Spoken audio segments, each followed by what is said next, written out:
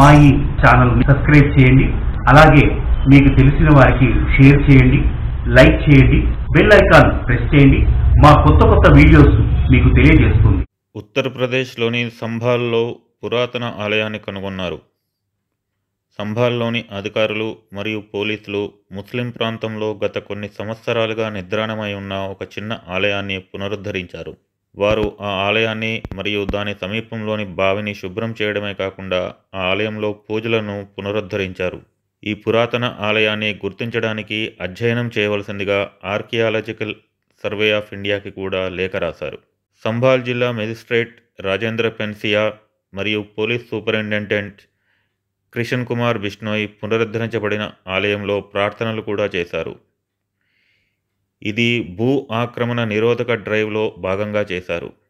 అధికారులు భద్రతా చర్యగా ఆలయంలో సీసీ కెమెరాలు ఏర్పాటు చేసి సమీపంలో పోలీసు కాపులను ఏర్పాటు చేశారు. 1978లో జరిగిన మత సంబంధమైన అల్లర్ల కారణంగా కగ్గుసరాయ్ ప్రాంతంలో నివసించే హిందువులు అక్కడి నుండి పారిపోవాల్సి వచ్చిందనే వార్తలు ఉన్నాయి. అది 46 ఏళ్ల క్రితం.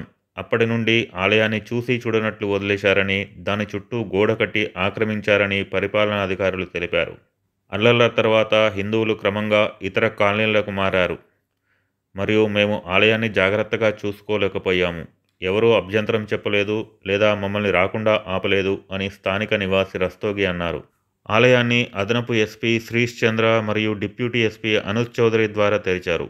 వారు శివలింగం మరియు నారింజ రంగులో ఉన్న హనుమాన్ విగ్రహం నుండి ధూళి తొలగిస్తూ గుడిలో గంట కూడా మోగించారు.